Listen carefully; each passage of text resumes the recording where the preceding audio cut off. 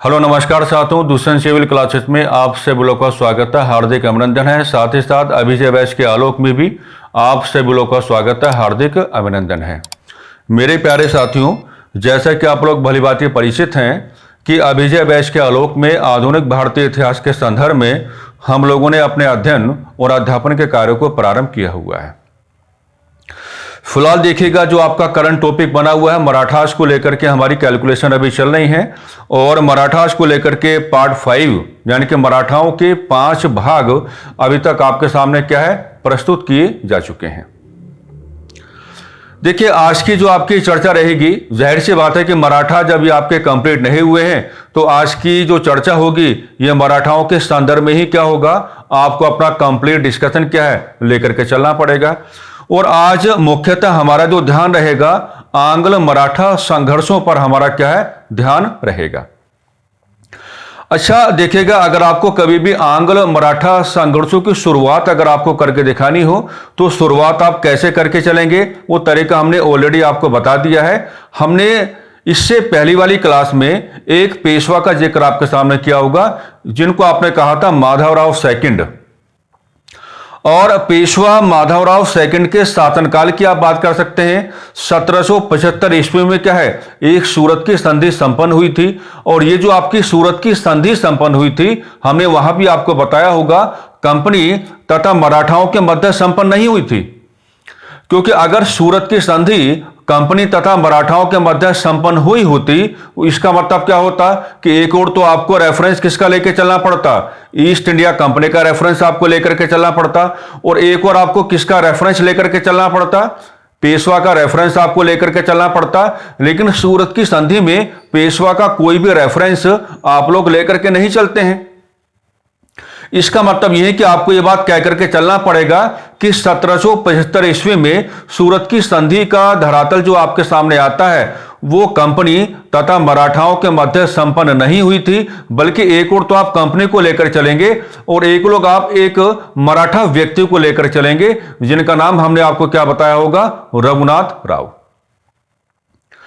और ये जो रघुनाथ राव तथा कंपनी के मध्य उस समय सूरत की संधि आपके संपन्न हुई थी। इसी सूरत की संधि ने क्या है अंग्रेजों को या कंपनी को मराठाओं के राजनीतिक मामलों में हस्तक्षेप करने का पूरा अधिकार देने का कार्य किया। तो शुरुआत तो आपको यहीं से करनी पड़ेगी। अगर आपको आंग्ल मैसूर संघर्षों की ओर अपने आप को बढ़ाना है तो सबसे पहला ग्राउंड आपको किसका यहां पर कैलकुलेट करके चलना पड़ेगा, जिसकी ऑलरेडी कैलकुलेशन हम कर चुके हैं, सूरत की संधि। और आप लगातार यही कहते रहेंगे कि सूरत की संधि अपने आप में एक ऐसी संधि बनके आपके सामने आती है जिसने अंग्रेजों के सामने मराठाओं के संदर्भ में कुछ बातें प्रस्तुत करने का कार्य किया, जैसे कि मराठाओं के मध्य क्या है एकता का अभाव है। जैसे सूरत की संधि ने मराठाओं के राजनीतिक मामलों में हस्तक्षेप करने का मौका दिया किसको, अंग्रेजों को। और आप जान पा रहे हैं कि जो अंग्रेज हैं वो पहले से क्या थे, काफी ज्यादा महत्वाकांक्षी थे। हमें यहां पर कहानी क्या बनानी है, हमें यहां पर कहानी जो बनानी है, क्योंकि आज भी क्या हम करेंगे, हल्का सा जो आपका रेफरेंस है वो सूरत की संधि का रेफरेंस क्या है हम लोग लेकर के चलेंगे और कुछ अलग प्रकार के क्या है लैंग्वेज यहां पर बना करके चलते हैं। जैसे मान लीजिए हमने आपके सामने क्या लिखा, हमने आपके सामने क्या लिखा, सूरत की संधि। और आप लोग देख पा रहे हैं कि जो सूरत की संधि है इसका वर्ष आपको क्या बताया गया है, तो सूरत की संधि का रेस्पेक्टिव ईयर आप क्या लेके चलेंगे, 1775 क्या हो जाएगा आपका, एडी हो जाएगा। ठीक है। अब देखो सूरत की संधि जो है इसके साथ अगर आप जोड़ने की बात करोगे किसको, ब्रिटिश ईस्ट इंडिया कंपनी को, अगर आप इसके साथ ब्रिटिश ईस्ट इंडिया कंपनी को जोड़ने की बात करोगे तो यहां पर जो है ब्रिटिश ईस्ट इंडिया कंपनी की महत्वाकांक्षा आपको दिखानी पड़ेगी। यहां पर क्या होगा, ब्रिटिश ईस्ट इंडिया कंपनी की एक महत्वाकांक्षा क्या है आपको यहां पर दिखा करके चलना पड़ेगा। और इस महत्वाकांक्षा का मतलब क्या होगा, इस महत्वाकांक्षा को हम फर्दर क्या है दो प्रकार से कैटेगराइज करके चल सकते हैं। एक बात तो आप ये बता के चलेंगे कि जो कंपनी के लोग हैं क्या चाहते हैं, कंपनी के लोग क्या चाहते हैं, यानी कि जो कंपनी है, कंपनी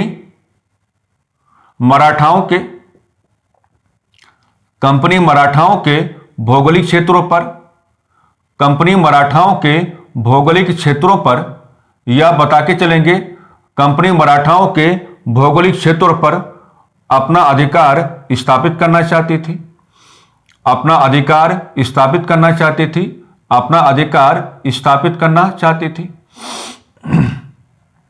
अपना अधिकार स्थापित करना चाहती थी।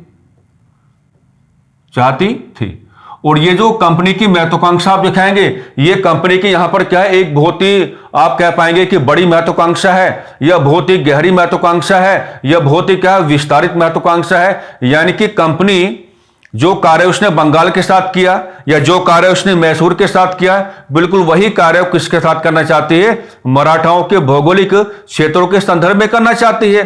तो यहां पर कंपनी की एक बड़ी महत्वाकांक्षा का जिक्र आपको करके चलना पड़ेगा। और यहां पर कंपनी की जो बड़ी महत्वाकांक्षा बनकर आपके सामने आती है, आप शुरुआत में यह बात कहने की बात करेंगे कि कंपनी जो है यह मराठाओं के भौगोलिक क्षेत्रों पर अपने पॉलिटिकल कंट्रोल को, अपने राजनीतिक नियंत्रण को क्या है, स्थापित करना चाहती है। अब ये जो कंपनी की महत्वाकांक्षा है, इसको सपोर्ट करने का कार्य कौन करेगा? तो इसको है ना, कंपनी की ये वाली जो आपकी महत्वाकांक्षा है, इसको सपोर्ट करने का कार्य कौन करेगा? तो इसको सपोर्ट करने का कार्य यह करेगा कि यदि कंपनी को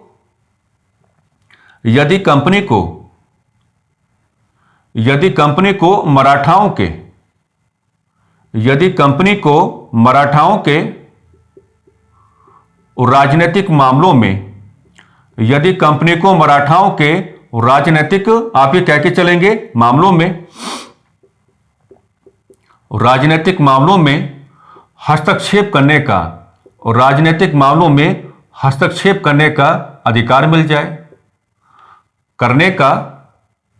हस्तक्षेप करने का अधिकार मिल जाए। क्या कहेंगे? यदि कंपनी को मराठाओं के राजनीतिक मामलों में क्या है, इंटरफेयर करने का अधिकार मिल जाए, यानी कि हस्तक्षेप करने का अधिकार मिल जाए,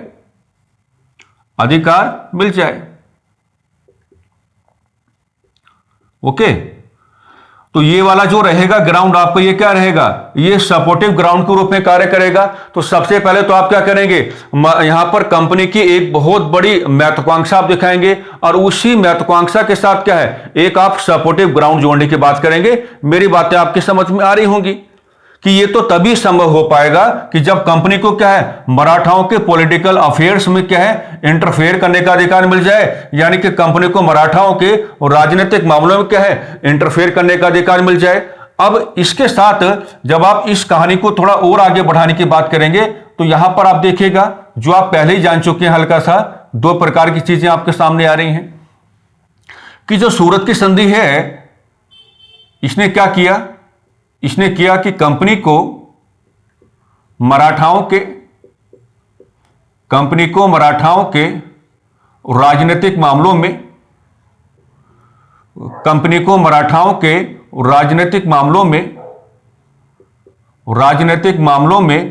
हस्तक्षेप करने का अधिकार दिया।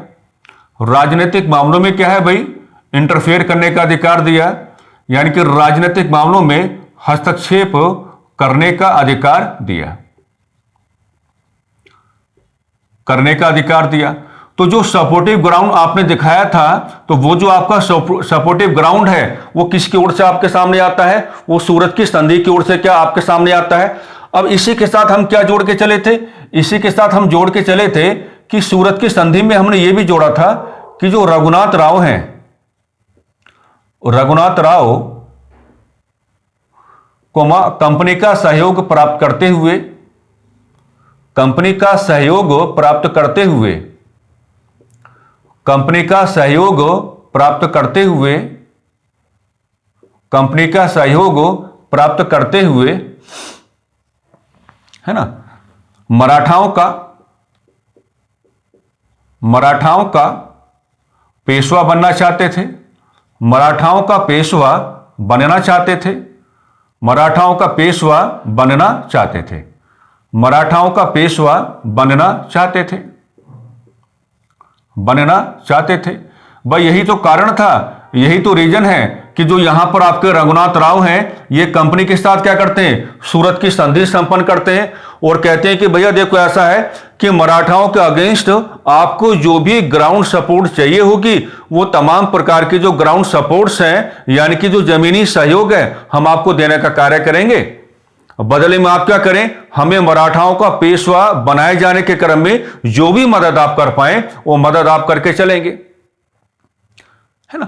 तो यहां पे जो आप देख रहे हैं कि सूरत की संधि के माध्यम से कंपनी को मराठाओं के राजनीतिक मामलों में क्या है, हस्तक्षेप करने का अधिकार मिला है।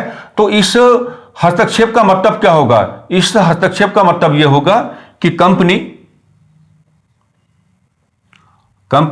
ऐसे प्रयास लाने प्रारंभ करेगी, कंपनी ऐसे प्रयास लाने प्रारंभ करेगी जो यह निर्धारित करने वाले हों, जो यह निर्धारित करने वाले हों, जो यह निर्धारित करने वाले हों, ओके, जो यह निर्धारित करने वाले हों कि मराठाओं का पेशवा कौन होगा, कि मराठाओं का पेशवा कौन होगा, कि मराठाओं का पेशवा कौन होगा, ओके, कि मराठाओं का पेशवा कौन होगा। असल में यहां पे जो रघुनाथ राव हैं, रघुनाथ राव से कंपनी को कोई लेना देना नहीं है।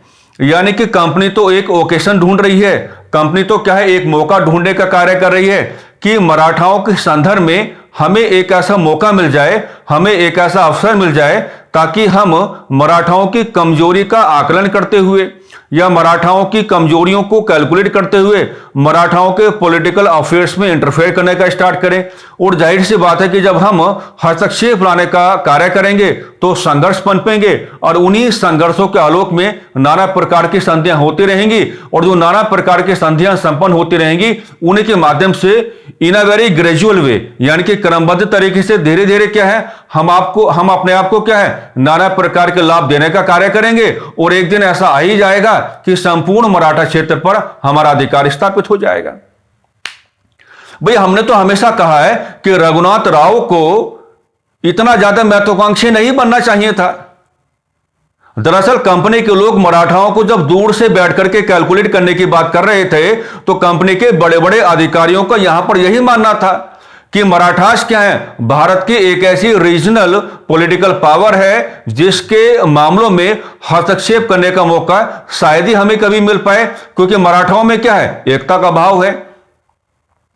लेकिन मराठाओं के मध्य एकता का अभाव है, इस बात को कंपनी के सामने रखने का जो कार्य किया केवल एक ही व्यक्ति ने किया, जिनको आप राघोबा कहते हैं या क्या कहते हैं, रघुनाथ राव कहते हैं। बस आप पेशवा बनना चाहते थे और दरअसल आपको अपने आप को कैलकुलेट करने की आवश्यकता भी तो थी। अगर आप कंपनी का एक संधि के बिहाफ पर सहयोग प्राप्त करते हुए पेशवा बनना चाहते हैं, अरे जिन अंग्रेजों ने बंगाल को नहीं छोड़ा, जिन अंग्रेजों ने मैसूर को नहीं छोड़ा, तो क्या वो मराठा क्षेत्र को छोड़ देंगे? अगर आप उनको अवसर देने का कार्य करोगे, अगर आप उनको मौका देने का कार्य करोगे तो वो तो अपने पक्ष में फायदा लेंगे ना, आपको फायदा क्यों पहुंचाएंगे? तो यहां अब कंपनी के लोग ये कहने लगेंगे, है ना, जैसे ही सूरत की संधि आपके सामने आएगी तो कंपनी के लोग क्या, मेरे प्यारे साथियों, ये कहना प्रारंभ कर देंगे मराठाओं से कि भाई आपका जो पॉलिटिकल स्पेयर है या आपका जो पॉलिटिकल ग्राउंड है उसमें डिस्टर्बेंसेस आ रहे हैं, नाना प्रकार की परेशानियां आ रहे हैं। हम चाहते हैं कि हम एक हस्तक्षेप लेकर के आए और आपके राजनीतिक मामलों में जो नाना प्रकार की बेचैनियां हैं या जो परेशानियां हैं उनको दूर करने का कार्य किया जाए।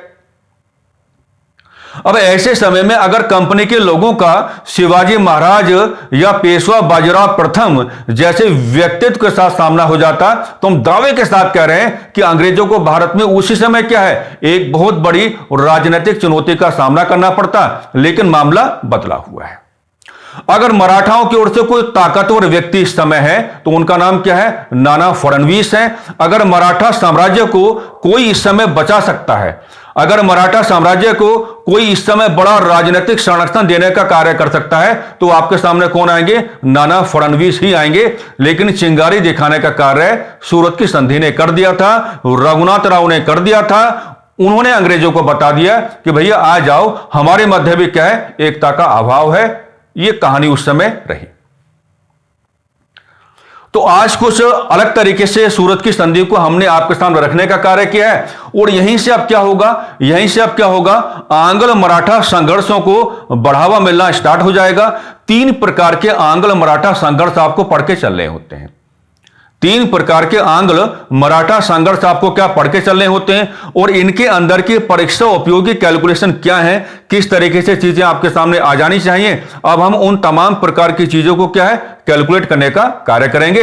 लेकिन ऑब्जर्व करना, सूरत की संधि को अलग अलग प्रकार से क्या है आपको ऑब्जर्व करके चलना पड़ेगा, क्योंकि यहां पर जो आपकी सूरत की संधि का ग्राउंड आपके सामने है, it is a very important ground. और इसी का रेफरेंस लेकर के आप अपने आप को समझा पाएंगे कि अंग्रेजों को या कंपनी के लोगों को है ना मराठाओं के राजनीतिक मामलों में क्या है इंटरफेयर करने का मौका मिला, यानी कि क्या है हस्तक्षेप करने का मौका मिला। ठीक है भाई, अब थोड़ा डिस्कशन और आगे बढ़ाते हैं। ठंड धीरे धीरे काफी बढ़ने लगी है, बोर्ड बता रहा है भाई, है ना, ये बोर्ड की यही तारीफ है, ये बता देता है कि ठंड कितनी ज्यादा बढ़ रही है और ठंड कितनी ज्यादा क्या है नॉर्मल है। चलो आगे बढ़ लेते हैं। तो फाइनली आपके समझ में बात आ रही होगी। अब क्या है एक एक करके आपको डिस्कस करके चलना पड़ेगा। जैसे आप यहां पे क्या बनाएंगे, फर्स्ट एंग्लो मराठा वार, फर्स्ट एंग्लो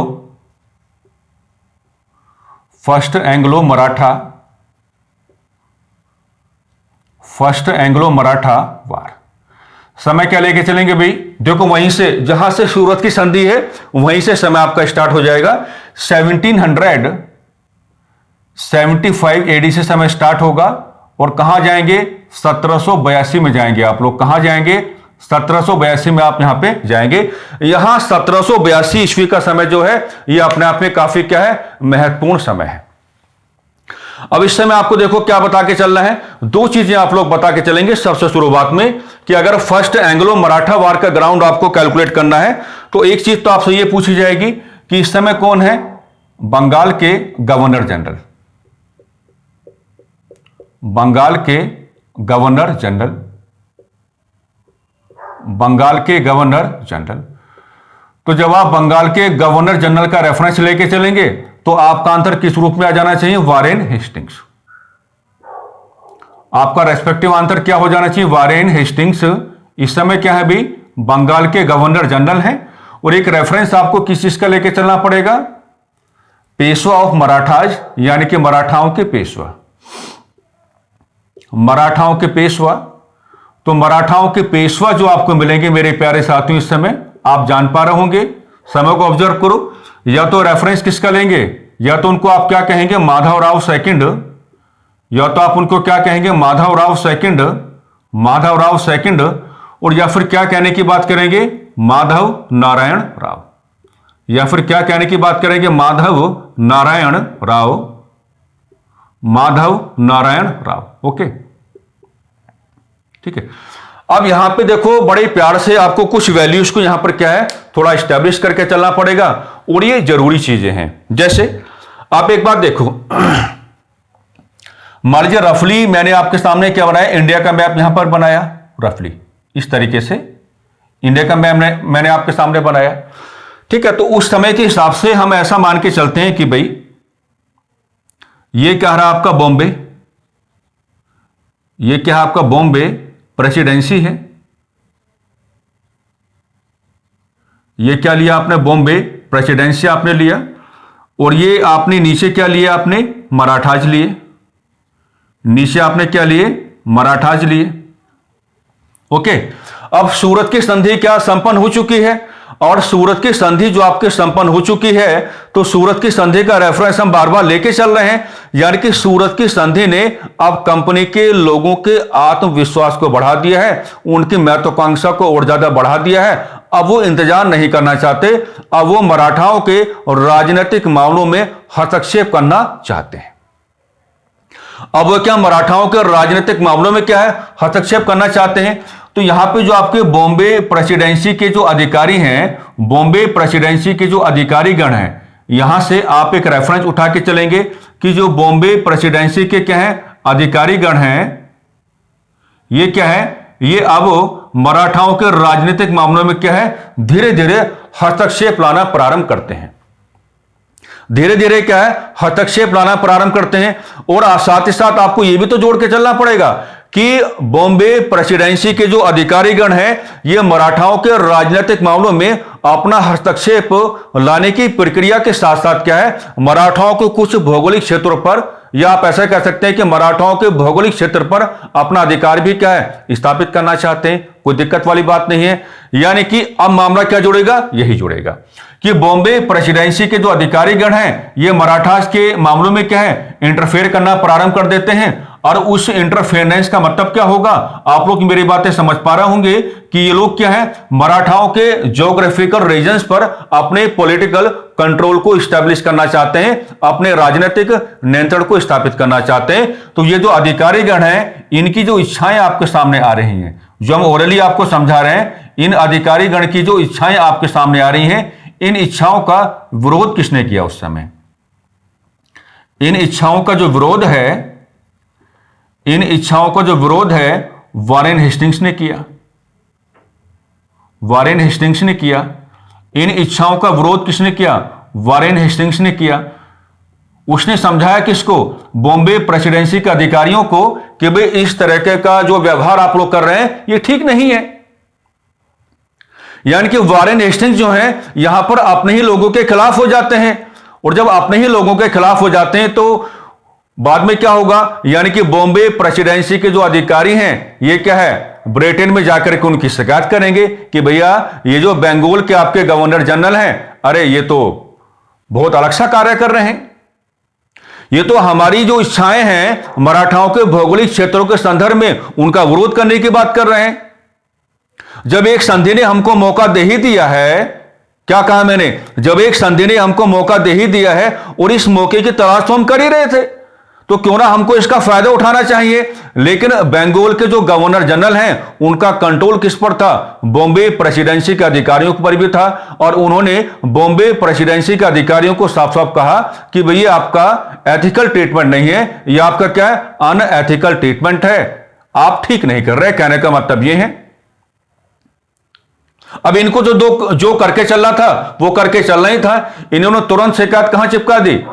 ब्रिटेन में जाके शिकायत कर दी कि भाई बंगाल के जो गवर्नर जनरल हैं, हमको कुछ कार्य मराठाओं के संदर्भ में करने से रोक रहे हैं। तो आपने सुना होगा, सवाल आता है कि बंगाल का ऐसा कौन सा गवर्नर जनरल है जिसको महाभियोग का सामना करना पड़ा, है ना। तो अगर आपको रटने की आवश्यकता नहीं है तो आप यहीं से जोड़ सकते हैं कि ये जो विरोध का धरातल आप यहां पे दिखाने की बात कर रहे हैं, है ना, तो इसी को आधार बना करके कह सकते हैं आप लोग कि इसी विरोध के कारण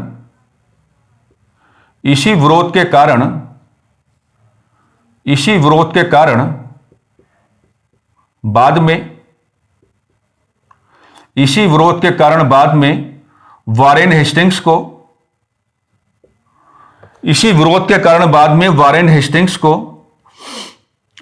हेस्टिंग्स को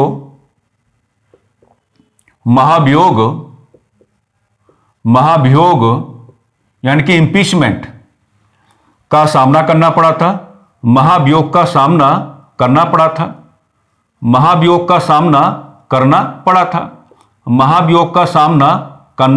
था। है ना।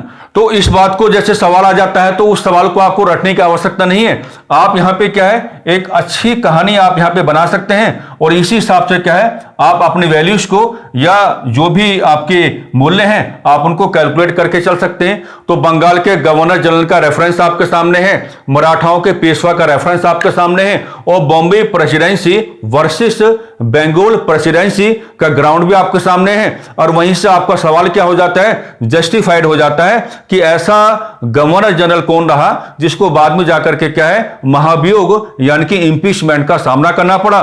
तो सारा मामला कहां जुड़ा हुआ है, फर्स्ट एंग्लो मराठा वार के साथ। यानी कि कुल मिलाकर के जो वॉरेन हेस्टिंग्स हैं, ये बॉम्बे प्रेसिडेंसी के अधिकारियों का लगातार विरोध कर रहे थे, लेकिन इनको भी क्या है, अपनी सरकार के प्रेशर में आना पड़ा।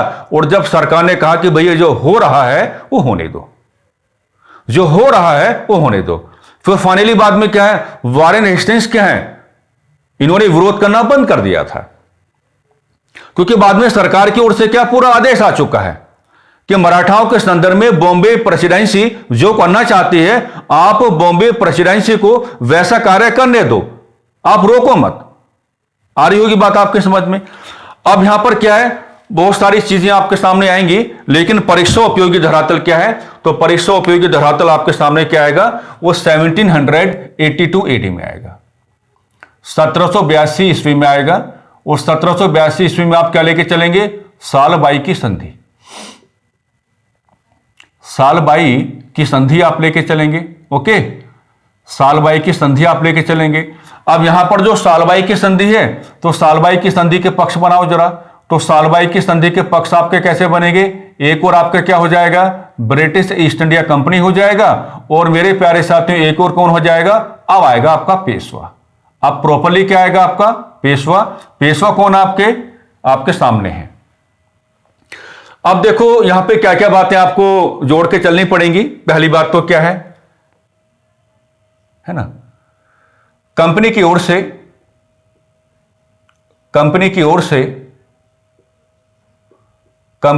से माधवराव सेकंड को मराठाओं का पेशवा, माधवराव सेकंड को मराठाओं का पेशवा एक्सेप्ट किया गया, मराठाओं का पेशवा स्वीकार किया गया, स्वीकार किया गया। तो इसका मतलब क्या हुआ, इसका मतलब यह हुआ कि रघुनाथ राव की पेशवा पद को लेकर दावेदारी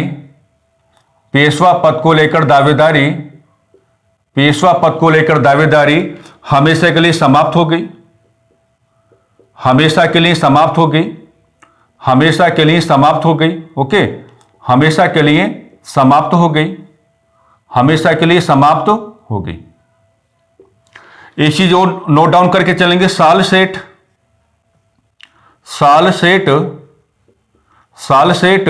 जैसे भौगोलिक क्षेत्र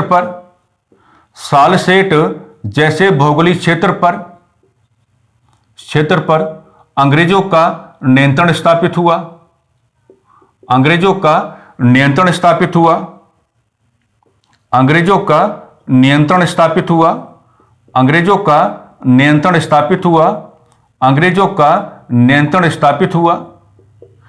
और सालबाई की संधि के बारे में एक फैक्ट बहुत ज्यादा आता है, आप ये भी नोट डाउन करके चलेंगे, वेरी वेरी मोस्ट इंपोर्टेंट।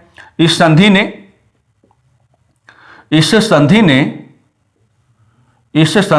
आने वाले 20 वर्षों हेतु, इस संधि ने आने वाले 20 वर्षों हेतु कंपनी तथा मराठाओं के संबंधों को, कंपनी तथा मराठाओं के संबंधों को, कंपनी तथा मराठाओं के संबंधों को, कंपनी तथा मराठाओं के संबंधों को सकारात्मक बनाने का कार्य किया, सकारात्मक बनाने का कार्य किया, सकारात्मक बनाने का कार्य किया, सकारात्मक बनाने का कार्य किया। मैंने वही कहा कि अंग्रेजों को रघुनाथ राव से कोई मतलब था ही नहीं, अंग्रेज तो एक ओकेशन की तलाश में थे, और वो जो आपका ओकेशन है वो अंग्रेजों को देने का कार्य किसने किया, रघुनाथ राव ने किया। लेकिन जब फाइनली फर्स्ट एंग्लो मराठा वार पूरा बन के आया, तो जब 1782 में सालबाई की संधि संपन्न होती है, क्योंकि ये जो आपकी सालबाई की संधि यहां पे संपन्न हो रही है, इसी संधि के ब्याह पे क्या होगा, आपका फर्स्ट एंग्लो मराठा वार क्या होगा, अपने आप को समाप्त करेगा। तो अगर हम रघुनाथ राव की ओर से कैलकुलेशन करें तो मराठाओं का पेशवा उनको बनना चाहिए था, लेकिन कंपनी ने क्या है, बिल्कुल अपना पाला ही बदल लिया। कंपनी ने कहा कि भाई ठीक है, क्योंकि नाना फडणवीस की जो महत्वपूर्ण भूमिका यहां पे आपको मिलती है, नाना फडणवीस के प्रेशर में, दबाव में क्या है, कंपनी के लोगों को यहां पर यह बात एक्सेप्ट करनी पड़ी कि आप रघुनाथ राव को मराठाओं का पेशवा नहीं बनाएंगे, आपको माधवराव सेकंड को ही क्या है मराठाओं का पेशवा एक्सेप्ट करना पड़ेगा। और ये रहे सालसेट जैसे भौगोलिक क्षेत्र, इन पर आप अपना अधिकार स्थापित कर सकते हैं अलग हटो। यानी कि नाना फडणवीस के बारे में कहा जाता है, उन्होंने कहा कि अगर 2-3 भौगोलिक क्षेत्र आपको कंपनी के लोगों को यहां पर देने पड़े तो दे दो, कोई दिक्कत नहीं है, कोई परेशानी नहीं है। लेकिन हम चाहते हैं कि पेशवा पद को लेकर के रघुनाथ राव की जो दावेदारी है यह हमेशा हमेशा के लिए क्या है समाप्त हो जाए। क्योंकि अगर यह व्यक्ति लगातार महत्वाकांक्षी बन के व्यवहार करता रहा तो अंग्रेजों को नाना प्रकार के मौके देने का कार्य करेगा, नाना प्रकार के अवसर प्रदान करने का कार्य करेगा, और कंपनी के लोगों की ओर से अंग्रेजों की ओर से क्या है हमें भी नाना प्रकार के राजनीतिक चुनौतियों का सामना करके चलना पड़ेगा। कहा कि भैया अगर 2-3 प्रकार के क्षेत्र जाते हैं तो जाने दो, लेकिन रघुनाथ राव की जो दावेदारी है इसका कंप्लीट रिजेक्शन हो जाना चाहिए। तो वही बातें हमने आपको नोट डाउन करवाई यहां पर कि कंपनी की ओर से क्या है माधवराव सेकंड को ही मराठाओं का पेशवा एक्सेप्ट किया गया, और रघुनाथ राव की जो है पेशवा पद को लेकर जो आपकी दावेदारी है यह हमेशा हमेशा के लिए क्या है रिजेक्ट हो जाती है। नाना फडणवीस ने खुद कहा कि भैया सालसेट जैसे जो आपके क्षेत्र हैं जो बॉम्बे के काफी नजदीक हैं, है ना, यहां पर जो है अंग्रेजों के अधिकार को हम लोग एक्सेप्ट कर लेते हैं, कोई दिक्कत वाली बात नहीं है। लेकिन सालबाई की संधि के बारे में यह सवाल भी कई बार बनता है कि मराठाओं के राजनीतिक व्यवहार के संदर्भ में ऐसी कौन सी संधि आपको मिल जाती है जिस संधि ने आने वाले 20 सालों तक मराठाओं तथा कंपनी के संबंधों को क्या है वेरी पॉजिटिव यानी कि सकारात्मक बनाने का कार्य किया। तो in that case your answer should be treaty of Salbai यानी कि सालबाई की संधि। ओके, अब दिक्कत नहीं आएगा आपको, अब आपको दिक्कत नहीं आएगा। अब देखिएगा अब हमें आगे कहां बढ़ना है। अब ग्राउंड हम किसका बनाएंगे सेकंड एंग्लो मराठा वार का। मेरी बातें बहुत प्यार से सुनना, बहुत ठहराव के साथ इसको कैलकुलेट करना है। सेकंड एंग्लो मराठा वार, सेकंड एंग्लो मराठा वार। ओके, कोई कुछ भी कहे, सेकंड एंग्लो मराठा वार का समय आप हमेशा क्या लेके चलेंगे 1803 से लेकर के कहां तक जाएंगे 1805 तक जाएंगे। और अगर कोई आपको काटने का कार्य करे तो तरीका हम आपको बता रहे हैं, आप बिल्कुल भी परेशान ना हो। ठीक है, अब बारीकी है यहां पर, अगर आप जल्दबाजी कर दिए ना तो आपका भारी नुकसान हो जाएगा। वो केवल एक लाइन से आपको क्या है परास्त करने का कार्य कर देगा। पहले बनाते हैं कहानी क्या है। एक सवाल तो आपसे यह पूछा जाएगा शुरुआत में कि जो सेकंड एंग्लो मराठा वार है इस समय आपको क्या बताने पड़ेंगे बंगाल का गवर्नर जनरल, बंगाल का गवर्नर जनरल, बंगाल का गवर्नर जनरल। तो देखो जो बंगाल के गवर्नर जनरल हैं वो इस समय कौन मिलेंगे आपको लॉर्ड वेलीजली। आपको क्या नाम लेके चलना है लॉर्ड वेलीजली, लॉर्ड वेलीजली। मामला क्या है अभी काफी आगे बढ़ गया है, और मामला अगर काफी आगे बढ़ गया है तो इस समय अगर आपको मराठाओं के पेशवा बताने पड़ेंगे, इस समय अगर आपको मराठाओं के पेशवा बताने पड़ेंगे तो जो मराठाओं के पेशवा हैं तो मराठाओं के पेशवा आपको कौन मिलेंगे बाजीराव सेकंड मिलेंगे। मराठाओं के पेशवा आपको कौन लेके चलने हैं भाई बाजीराव सेकंड क्या है मराठाओं के पेशवा होंगे, यानी कि मराठाओं के सबसे क्या है कमजोर पेशवा। रिमार्क आपको देना चाहेंगे हम एक रिमार्क आपको देना चाहेंगे, याद रखना हम एक रिमार्क आपको देना चाहेंगे, और इस रिमार्क को आप कभी भी अपने माइंड से क्या है बाहर नहीं करेंगे, ये आपको यहां पे पता होना चाहिए। तो कुछ जो आपका सेकंड एंग्लो मराठा वार है ये बात आप ध्यान में रखेंगे कि सेकंड एंग्लो मराठा वार, सेकंड एंग्लो मराठा वार, सेकंड एंग्लो मराठा वार कंपनी तथा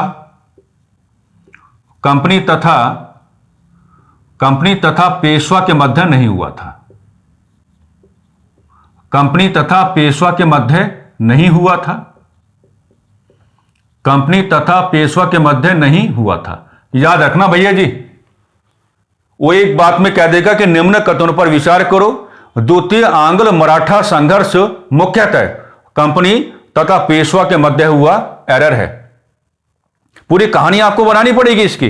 तो वही रिमार्क हम आपको दे रहे हैं कि सेकंड एंग्लो मराठा वार जो आपका है ये कंपनी तथा पेशवा के मध्य क्या है, नहीं हुआ था। ये कंपनी तथा पेशवा के मध्य नहीं हुआ था, बल्कि इसकी कहानी क्या बनाएंगे, इसकी कहानी ये बनाएंगे कि यह संघर्ष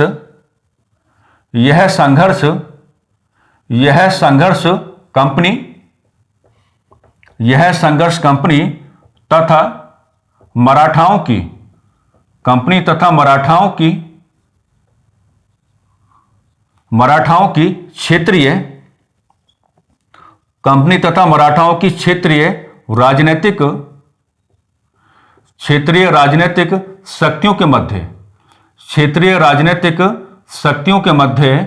क्षेत्रीय राजनीतिक शक्तियों के मध्य हुआ। यहां आप पेशवा को इंक्लूड करके नहीं चलेंगे, बल्कि आपको यह बताना पड़ेगा कि ये जो आपका संघर्ष है मेजरली क्या है, कंपनी तथा मराठाओं की जो आपकी अदर रीजनल पॉलिटिकल पावर्स हैं। तो यहां पर अन्य क्षेत्रीय राजनीतिक शक्तियों का मतलब क्या होगा, पेशवा के अतिरिक्त। तो वही बात आपको बता के चलनी है। रिमार्क आपके दिमाग में फिट हो जाना चाहिए, बिल्कुल बारीकी है, जल्दबाजी नहीं करनी है। जल्दबाजी का काम किसका होता है, शैतान का होता है। हम सब लोग क्या हैं, विद्यार्थी हैं, और विद्यार्थी शैतान की भूमिका में नहीं आते। ठहराव से भरा हुआ व्यवहार आपको करके चलना पड़ेगा। अब मामला क्या है, पूरी कहानी बनाते। मामला यह है कि हमने 1803 से इसको कैलकुलेट क्यों किया, क्योंकि हमारे पास क्या है, 1802 का समय है। और 1802 एडी जो है भाई, ये सवाल तो न जाने कितनी बार आपकी परीक्षाओं में आया हुआ है, अनगिनत बार आया हुआ है ना, अनकाउंटेबल है एक तरीके से। 1802 में आप क्या लेके चलेंगे, 1802 में आपके सामने क्या आएगा, बेसिन की संधि आएगा। क्या आएगा, बेसिन की संधि। और ये जो आपका बेसिन की संधि है, यहां आप बनाएंगे पक्ष, और यहां जब आप पक्ष बनाने की बात करेंगे तो एक और क्या हो जाएगा आपका, ब्रिटिश ईस्ट इंडिया कंपनी हो जाएगा, और एक और आपका कौन हो जाएगा, पेशवा हो जाएगा। यानी कि ये जो आपकी संधि है ये कंपनी तथा मुख्य तौर पर क्या, पेशवा के मध्य संपन्न हुई है। तो वही लैंग्वेज आप बनाएंगे। सबसे पहली लैंग्वेज आप क्या बनाएंगे कि यह संधि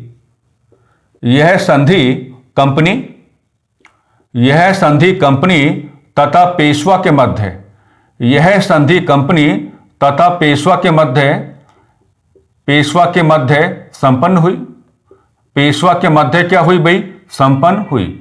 यह संधि कंपनी तथा पेशवा के मध्य संपन्न हुई। और इस संधि में एक इंपॉर्टेंट रिमार्क आपको यहां पर डालना पड़ेगा। यह संधि,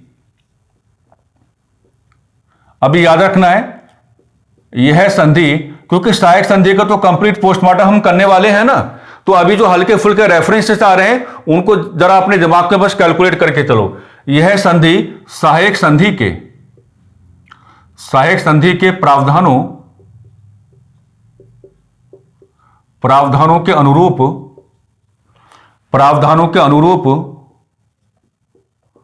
संपन्न हुई। प्रावधानों के अनुरूप संपन्न हुई। हमने इस सहायक संधि का जिक्र क्यों किया, हमने इस नाते किया क्योंकि यहां पर आप देखो, पेशवा को अपने दरबार में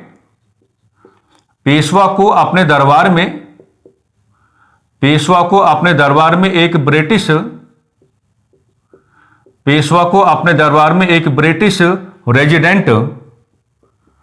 ब्रिटिश रेजिडेंट को नियुक्त करना पड़ा। एक ब्रिटिश रेजिडेंट को नियुक्त करना पड़ा। एक ब्रिटिश रेजिडेंट को क्या है, नियुक्त करना पड़ा। ओके, तो यह प्रावधान कहां पे कैलकुलेट होता है, सहायक संधि में कैलकुलेट होता है। साथ ही साथ पेशवा को अपने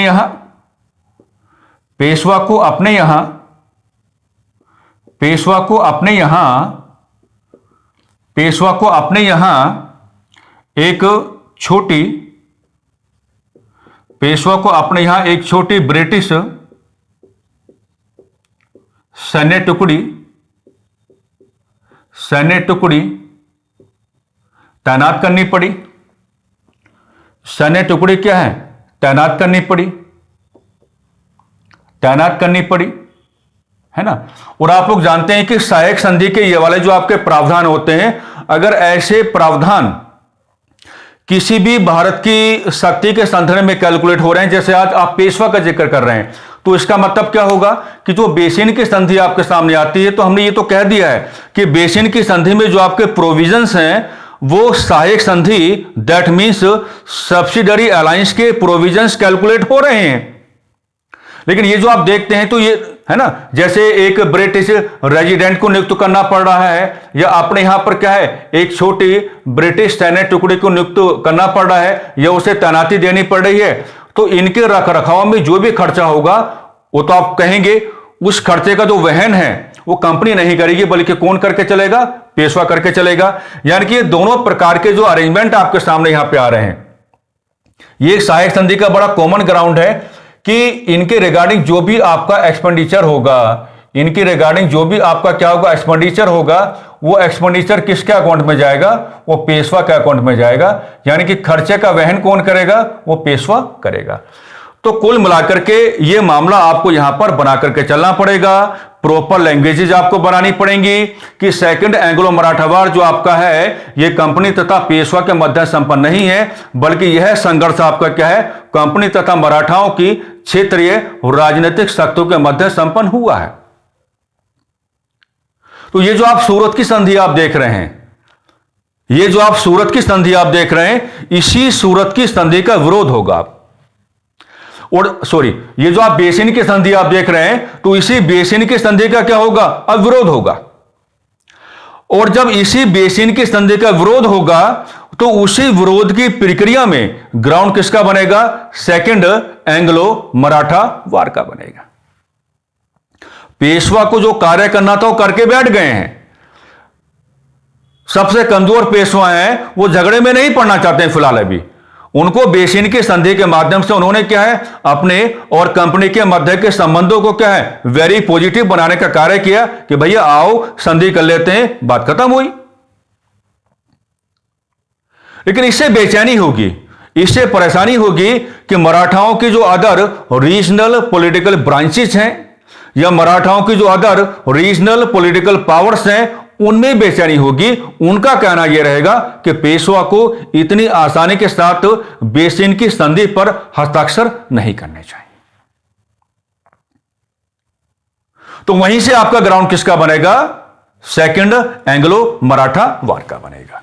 ठीक है, तो यह बड़ी बारीकी यहां पे रह जाती है ना। इसको थोड़ा बड़े ठहराव के साथ आपको कैलकुलेट करके चलना पड़ता है। भाई परेशान मत हो जाना, देखना जल्दबाजी नहीं करनी है, बड़ी पवित्र यात्रा चल रही है। ठीक है, और अपेक्षाएं तो खैर हम क्या बताएं आपसे, बहुत बड़ी हैं हमको।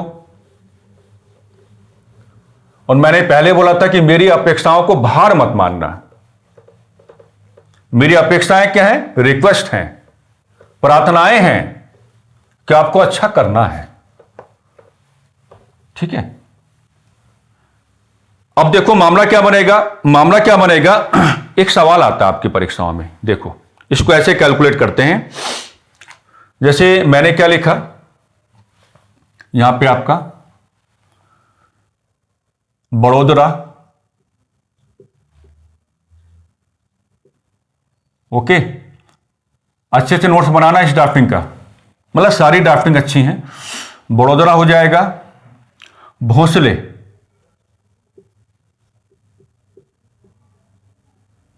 ओके। नेक्स्ट हम कहां जाएंगे, सिंधिया, डन। नेक्स्ट कहां जाएंगे, ग्वालियर,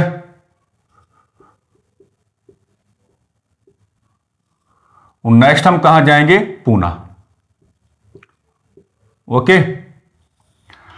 तो बड़ोदरा में कौन है आपके, गायकवाड़ हैं। बड़ोदरा में कौन मिलेंगे आपके, गायकवाड़ आपको मिलेंगे। उल्टा हो गया ना, चलो इसको थोड़ा यहीं से करेक्शन मान लेते हैं, ऐसे लिख लेते हैं, गायकवाड़, गायकवाड़। तो गायकवाड़ आपको कहां मिलेंगे, बड़ोदरा, कहां मिलेंगे? बड़ोदरा। भोसले आपको कहां मिलेंगे भाई? नागपुर। ओके। सिंधिया आपको कहां मिलेंगे भाई? ग्वालियर। ओके। सिंधिया आपको कहां मिलेंगे? ग्वालियर मिलेंगे। सब कुछ मैंने कैसे बना दिया। इसके बाद आएगा होलकर। अब ये भी हटाना पड़ेगा, पूरे करेक्शन करना पड़ गया। इसके बाद आएगा आपका पेशवा। तो होलकर आपको कहां मिलेंगे? इंदौर में मिलेंगे। होलकर आपको कहां मिलेंगे? इंदौर में मिलेंगे। और पेशवा आपको कहां दिखाने हैं भाई? पूना। पेशवा आपको कहां दिखाने हैं भाई? पूना। ऐसे बनाएंगे इसको। यानी कि गायकवाड़ आपको कहां दिखाने हैं? बड़ोदरा में आपको दिखाने हैं। भोसले आपको कहां दिखाने हैं? नागपुर में आपको दिखाने हैं। सिंधियाज आपको कहां दिखाने हैं? ग्वालियर में आपको दिखाने। होलकर साहब को कहां दिखाने? इंदौर में आपको दिखाने। और पेशवा आप कहां दिखाएंगे? ये पूना में आप दिखाएंगे। तो ये क्या है? ये क्या है? ये है आपकी रीजनल, यानी कि मराठाओं की क्षेत्रीय राजनीतिक शाखाएं हैं। मराठाओं की क्षेत्रीय राजनीतिक शाखाएं, इन्हें आप क्या कहेंगे? मराठाओं की क्षेत्रीय राजनीतिक शाखाएं कहेंगे। क्षेत्रीय राजनीतिक शाखाएं हैं, है ना। इनको कंप्लीट, ये मैथ द कॉलम पे सवाल आता है, बहुत बार आया है, बहुत बार आया। मोस्ट रिपीटेड क्वेश्चन है आप लोगों के एग्जामिनेशन का। यहां से मैथ द कॉलम पर सवाल आता है। तो ये सारी के सारी चीजें जो आप दिखा पा रहे हैं ना, ये सारी की सारी चीजें क्या हैं? ये मराठाओं की क्या है? क्षेत्रीय और राजनीतिक शक्तियां हैं। या मराठाओं की क्या है? क्षेत्रीय राजनीतिक शाखाएं हैं। अगर आप इनको सेकंड एंग्लो मराठा वार के साथ जोड़ने की बात करेंगे, तो सेकंड एंग्लो मराठा वार के साथ जब आप इनको जोड़ने की बात करेंगे, तो पेशवा जो है वो तो बेसिन की संधि पर हस्ताक्षर कर चुके हैं। और हमने ये बताया था कि जैसे पेशवा ने बेसिन की संधि पर हस्ताक्षर किए, तो जो मराठाओं की अदर पॉलिटिकल ब्रांचेस हैं वो बेसिन की संधि का क्या करेंगे? विरोध करेंगे। और उसी विरोध की प्रक्रिया में क्या है? सेकंड एंग्लो मराठा वार का क्या यहां पर ग्राउंड बन जाएगा। अब मेरी बात समझो, आपको ऐसे बनाना है। जैसे आपने क्या कहा? बेसिन की संधि। आपने क्या कहा भी? बेसिन की संधि। ओके। आपने यहां पर क्या कहा? बेसिन की संधि। और यहां पे बनाते हैं कि मराठाओं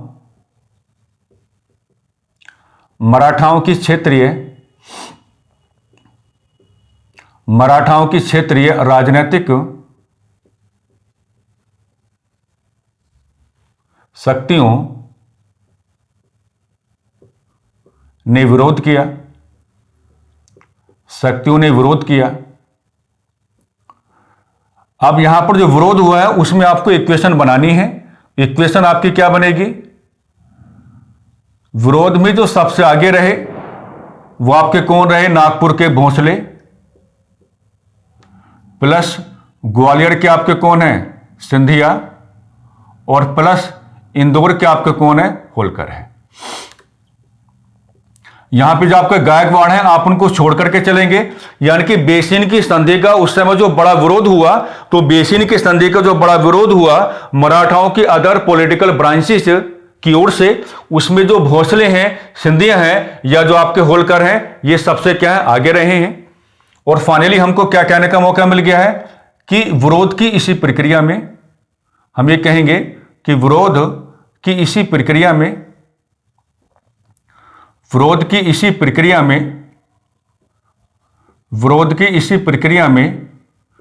सेकंड एंग्लो मराठा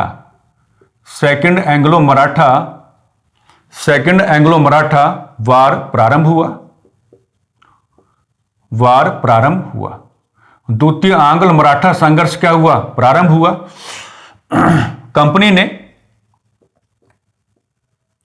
कंपनी ने मराठाओं की क्षेत्रीय राजनीतिक शक्तियों के साथ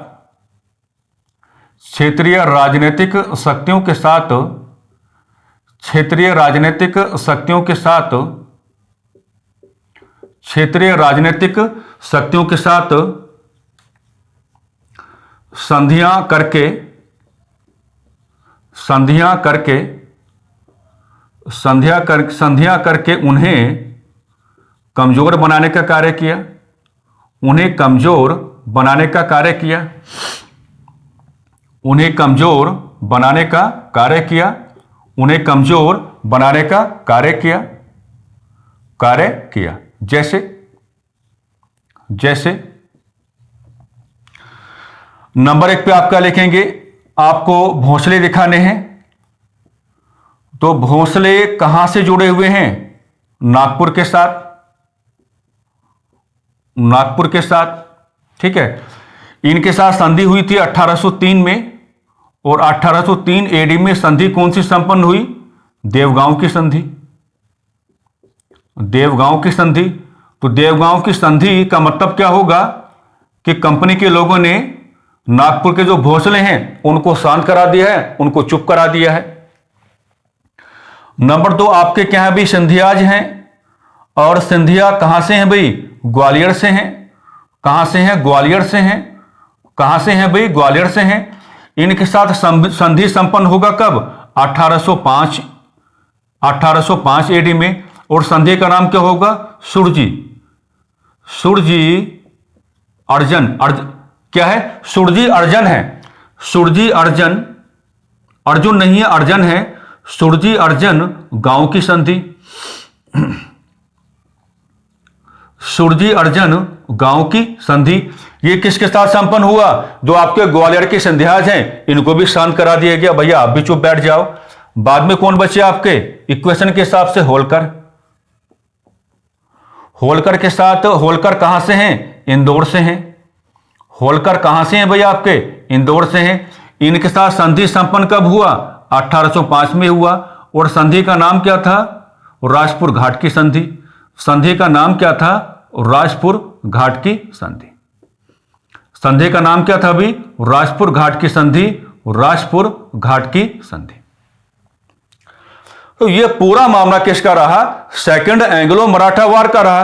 और जिस तरीके से सेकंड एंग्लो मराठा वार के रिगार्डिंग हमने आपको रेस्पेक्टिव डायरेक्शन देने का कार्य किया है, आपको इसी प्रकार से व्यवहार करना पड़ेगा, है ना। यानी कि ये जो आपका सेकंड एंग्लो मराठा वार है, ये क्या है? ये बेसिन की संधि के बाद क्या है? अपना जनरेशन आपके सामने लेके आएगा, जब मराठाओं की क्षेत्रीय और राजनीतिक शक्तियों की ओर से बेसिन की संधि का विरोध हुआ, तब जाकर के आपका सेकंड एंग्लो मराठा वार आपके सामने आया। तो वही तो मैंने शुरुआत में आपको बताया था कि जो आपका सेकंड एंग्लो मराठा वार होगा, उसका कोई भी डायरेक्ट कनेक्शन पेशवा और कंपनी के साथ नहीं है, बल्कि किसके साथ है? मराठाओं की क्षेत्रीय और राजनीतिक शक्तियों तथा कंपनी के मध्य क्या है? ये पूरा आपको क्या है? सेकंड एंग्लो मराठा वार क्या है? यहां पर कैलकुलेट करके चलना पड़ता है। उम्मीद करेंगे कि कोई समस्या का भाव आपके सामने नहीं आएगा। अब कहानी बनेगी किसकी? नेक्स्ट वाले की। और नेक्स्ट में क्या होगा आपका? लास्ट है ये थर्ड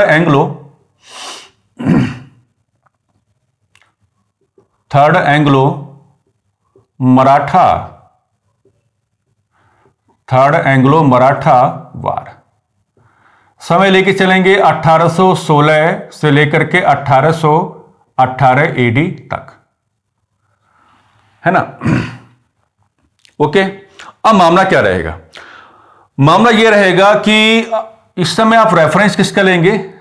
बंगाल का गवर्नर जनरल, बंगाल का गवर्नर जनरल, बंगाल का गवर्नर जनरल। तो भी इस समय बंगाल के गवर्नर जनरल आपको कौन मिलेंगे? तो मेरे प्यारे साथी क्या कहेंगे? Lord Hastings. लॉर्ड हेस्टिंग्स क्या कहेंगे? लॉर्ड हेस्टिंग्स, नाम सुना होगा। और लॉर्ड हेस्टिंग्स किसके लिए जाने गए हैं? पिंडारियों के दमन हेतु, पिंडारियों के दमन हेतु प्रसिद्ध रहे। पिंडारियों के दमन हेतु क्या है? प्रसिद्ध रहे। पिंडारियों के दमन हेतु क्या रहे भाई? काफी फेमस रहे। और हमने पहली बात की थी कि जो आपके पिंडारीज हैं, ये सामान्यतः लूटपाट करने का कार्य किया करते थे। और मैंने पिंडारियों के बारे में आपको बता दिया कि पिंडारी समूह का जो गठन है वो पेशवा बाजीराव प्रथम की ओर से किया गया था। तो एक तो ये बताएंगे कि जो बंगाल के गवर्नर जनरल हैं वो कौन है, लॉर्ड हेस्टिंग्स हैं, और ये भारत में क्या है, पंडारियों का जो सप्रेशन है उसके लिए क्या है, जाने गए हैं। थर्ड, एंग्लो मराठा वार में आप क्या बताएंगे, मराठाओं के पेशवा, मराठाओं के पेशवा, तो मराठाओं के पेशवा तो कौन मिलेंगे, वही मिलेंगे बाजीराव सेकंड। मराठाओं के पेशवा आपको कौन मिलेंगे भाई, बाजीराव सेकंड ही आपको दिखाई पड़ेंगे। कौन दिखाई पड़ेंगे, बाजीराव सेकंड ही आपको दिखाई पड़ेंगे। अब यहां आप कह सकते हैं, यहां आप कह सकते हैं कि थर्ड एंग्लो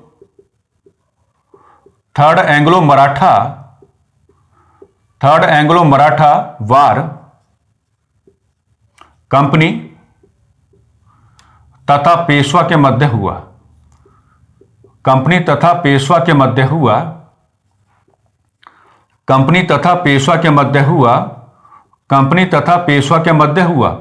मामला क्या बना, मामला यह बना कि जब आप यहां पर लॉर्ड हेस्टिंग्स को कैलकुलेट करने की बात करेंगे, जब यहां पर आप किसको, लॉर्ड हेस्टिंग्स को कैलकुलेट करने की बात करेंगे, लॉर्ड हेस्टिंग्स की इच्छा है, और इच्छा क्या है, इच्छा यह है कि वह पिंडारियों का दमन करना चाहते हैं, पिंडारियों का दमन करना चाहते, पिंडारियों का दमन करना चाहते थे, पिंडारियों का दमन करना चाहते थे। अब वो पिंडारियों का दमन करना चाहते हैं तो कोई कारण भी तो रहा होगा ना, तो कारण क्या बताएंगे, तो कारण आपका क्या बनेगा, तो कारण आपका यह बनेगा कि पिंडारी समूह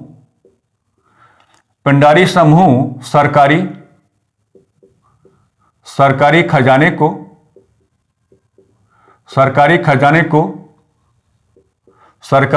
को लूटने लगा था, सरकारी खजाने को लूटने लगा था। इससे क्या होगा भाई, सरकार को क्या होगी, परेशानी होगी। तो सरकारी खजाने को लूटने के साथ साथ क्या है, यहां पर लॉर्ड हेस्टिंग्स का मानना यह भी है कि पिंडारी समूह क्या है, सरकारी खजाने को लूटने के साथ साथ क्या है, जो बड़े बड़े आपके व्यापारी हैं उनको भी लूटने का काम कर रहा है, हमें परेशानियां उठानी पड़ रही हैं, इस नाते हम क्या है, पिंडारियों का दमन करना चाहते हैं। अब मामला यह बनेगा कि लॉर्ड हेस्टिंग्स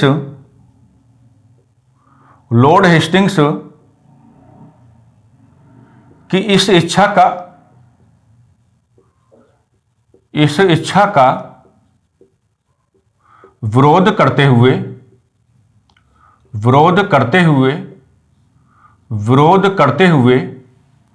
बाजीराव सेकंड ने बेसिन की संधि तोड़ दी। भैया पिंडारी हमारे लिए बहुत जरूरी हैं, अगर आप पिंडारियों का दमन करने की बात करोगे हम कोई संधि वंधि नहीं मानेंगे। बेसिन की संधि तोड़ दी, बेसिन की संधि तोड़ दी, है ना। प्रतिफल थर्ड एंग्लो मराठा वार प्रारंभ हुआ। प्रतिफल थर्ड एंग्लो मराठा वार क्या है भाई, प्रारंभ हुआ। क्योंकि पिंडारी समूह मराठाओं के लिए क्या है, बहुत वैल्यू रखता है, और जब आप लॉर्ड हेस्टिंग्स को यहां पर कैलकुलेट करने की बात करेंगे, वो पिंडारी समूह का क्या है, सप्रेशन करना चाहते हैं। तो पेशवा बाजीराव सेकंड को प्रेशर में आना पड़ा, मराठाओं की जो अदर रीजनल पॉलिटिकल पावर्स हैं, कि भैया मामला अब क्या काफी आगे बढ़ रहा है। तो यहां पर पेशवा बाजीराव सेकंड ने कहा कि हम नहीं मानते भाई किसको, बेसिन की संधि को, आ जाओ एक बार आमना सामना हो जाए, आ जाओ एक बार क्या आमना सामना हो जाए। तो जैसे ही लॉर्ड हेस्टिंग्स की इस इच्छा का विरोध कौन करेंगे, पेशवा बाजीराव सेकंड करेंगे, बेसिन की संधि को तोड़ने का कार्य करेंगे। तो बस वहीं से फाइनली जनरेशन किसको मिल जाएगा, ये थर्ड एंग्लो मराठा वार को आपका मिल जाएगा। अब यहां पर आप क्या करेंगे, अब यहां पर आप दो प्रकार की चीजों को मेंशन करके चलेंगे। एक तो आप मेंशन करेंगे 1817 एडी का समय, यहां आप क्या दिखाएंगे, पूना की संधि, पूना की संधि, यहां आपको क्या दिखाना है, पूना की संधि आपको दिखाना है।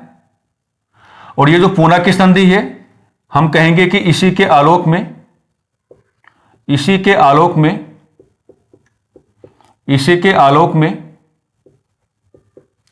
पेशवा बाजीराव सेकंड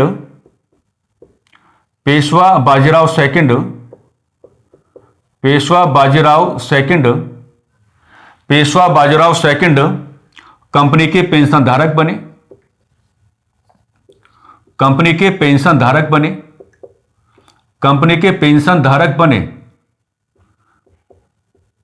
पेंशन धारक बने।